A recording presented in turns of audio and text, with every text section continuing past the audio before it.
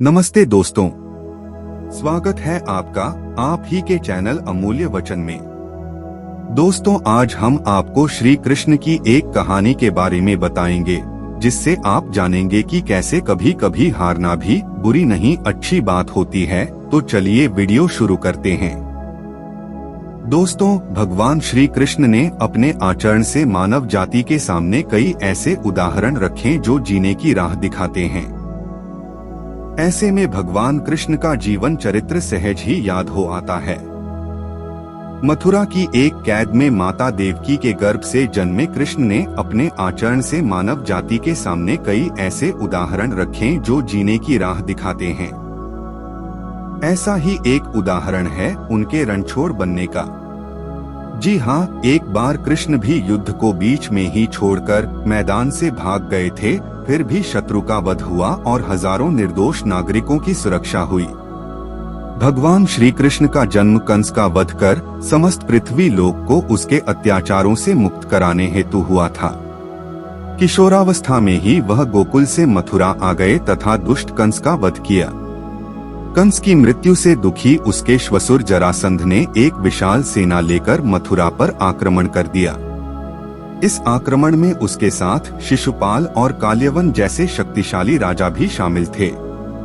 जल्दी ही सेना मथुरा जा पहुंची और मथुरा की राजसभा में कृष्ण तथा बलराम को सेना को सौंपने का संदेश भेजा गया। इस युद्ध को टालने तथा मथुरा के निर्दोष नागरिकों को बचाने के लिए कृष्ण ने रातों रात वहां से सैकड़ों किलोमीटर दूर समुद्र में एक नई नगरी द्वारिका का निर्माण करवाया। अपनी माया से उन्होंने समस्त नागरिकों, उनके पशुओं तथा संपत्ति को नींद में ही नई नगरी में पहुंचा दिया। अगले दिन सूर्योदय के समय कृष्ण तथा बलराम जरासंध की सेना के सामने जा पहुंचे और उसे लड़ने के लिए चुनौती दी।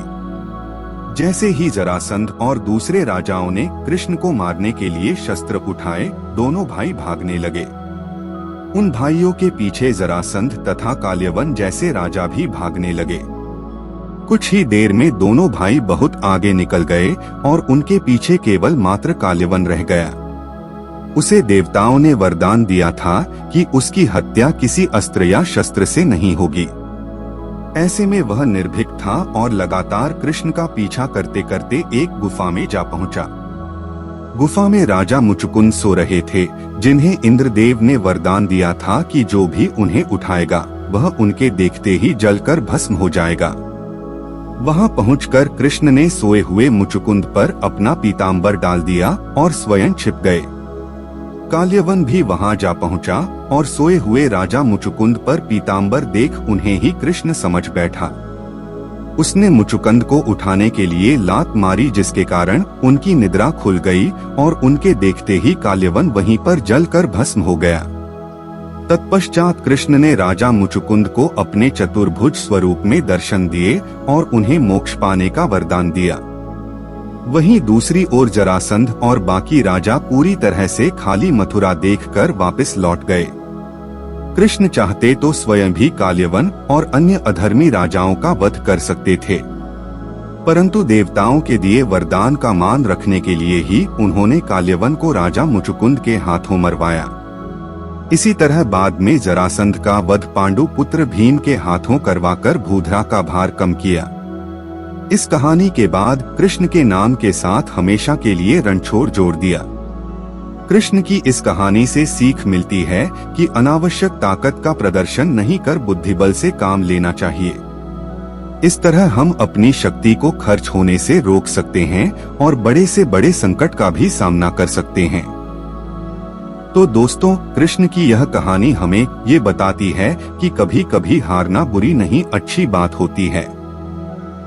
अगर आपको भी ये कहानी पसंद आई है तो हमें कमेंट करके जरूर बताएं और जुड़े रहिए अमूल्य वचन में।